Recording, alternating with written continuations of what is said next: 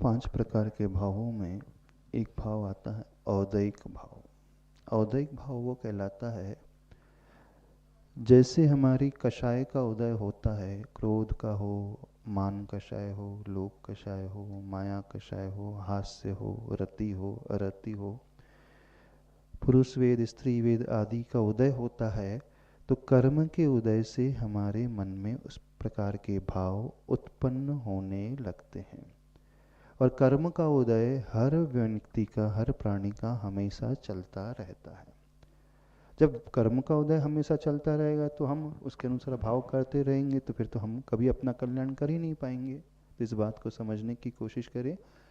प्रारंभिक दशा में जो पहला विचार अथवा कोई भाव आता है तो मान करके चलना है विदाउट एनी निमित्त, कोई हमें कारण नहीं मिल रहा है, हम अकेले बैठे हैं और अकेले बैठे बैठे कोई बात हमें याद आ गई सामान्य से। एक तो हो गए कि किसी व्यक्ति को देखा और राग का भाव अथवा द्वेष का भाव पैदा हुआ, टीवी देख रहे हैं, पिक्चर देख रहे हैं तो राग द्वेष का भाव पैदा हुआ, भोजन को देखा तो खाने का भाव पैदा हुआ। ये तो हो गया निमित्त को देख करके, कारण को देख करके भाव आना। और दूसरा होता है बिना कोई कारण मिले अकेले में भी सामान्य से भाव आ रहे हैं, तो समझना नियम से पर्टिकुलर उस कर्म का उदय हमारा अंतरंग में चल रहा है।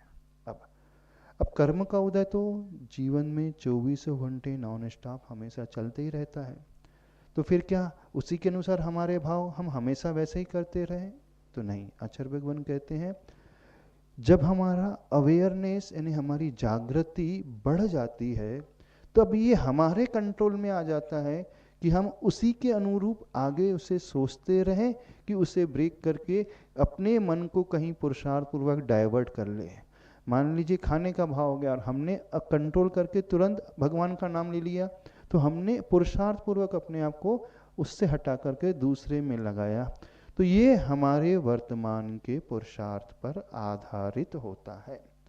अब सामान्य से चाहे वो श्रावक हो चाहे साधु हो, उनके भी कर्म का उदय है तो उनका भी भाव आएगा। लेकिन जब कोई व्यक्ति अथवा कोई साधक हमेशा धर्म की अथवा अच्छे विचारों की साधना करने की शुरुआत कर लेता है, जो हमेशा ये संकल्प लेता है कि मैं अच्छा ही पढ़ूंगा, अच्छा ही देखूंगा, अच्छा ही सुनूंगा, अथवा मंत्र जाप करूंगा, अथवा स्वाध्याय करते रहूंगा, मैं ध्यान का आलम्बन लूंगा, चिंतन का आलम्बन लूंगा, तो ऐसे पुरुषार्थ से क्या हो जाता है, फिर हमारा संस्कार अच्छा बनने लगता है, या यूं कहें फिर हमारे सबकॉन्शियस माइंड में वो अच्छा विचार ही जा कर के बैठ जाता है।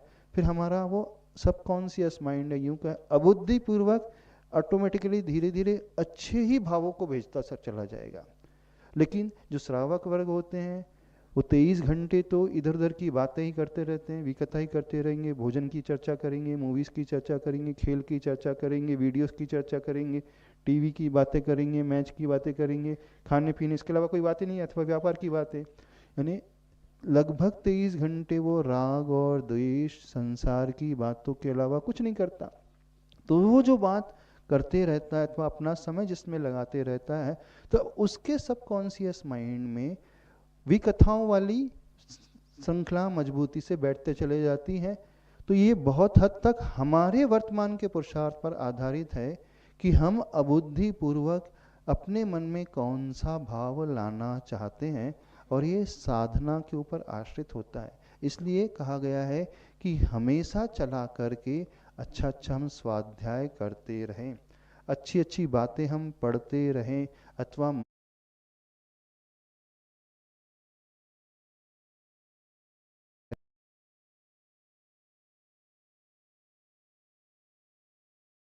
रहें, अथवा मंत्र जाप का आलम्बन लेते रहें, अथवा प्रतिक्रमण करें। एक बहुत अच्छी विधि होती है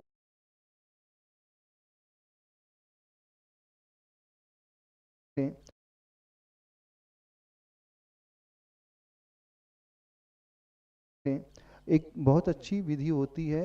मान लीजिए गलती से हमारे मन में कोई दुर्भाव पैदा हो भी गया, तो तुरंत प्रतिक्रमण करके अपने उस दुर्भाव को मन से हटाएं और कहें तस्य मिच्छामि दुक्कडम, हे भगवान मुझसे क्या हो गया, हा दुष्ट कयम, हा दुष्ट चिंत्यम, मैंने दुष्ट कार्य कर लिया, दुष्ट चिंतन कर लिया, मैं उसे धिक्कारता हूँ, मैं मनी मन पश्चाताप ग्रहण करता हूँ। तो बार बार प्रतिक्रमण करने से जो हमारे बुरे भाव की श्रृंखला आ रही चेन थी वो टूटने लगती है। तो दो पुरुषार्थ वर्तमान में सबसे ज़्यादा हमारे हाथ में होते हैं, एक होता है प्रतिक्रमण, और नए सिरे से शुभ भावना मजबूत होते चले जाएं तो वो अच्छे से स्वाध्याय और ज्ञान और ध्यान के आलंबन से हम बहुत अच्छे से इसको अपने अनुसार ढाल सकते हैं।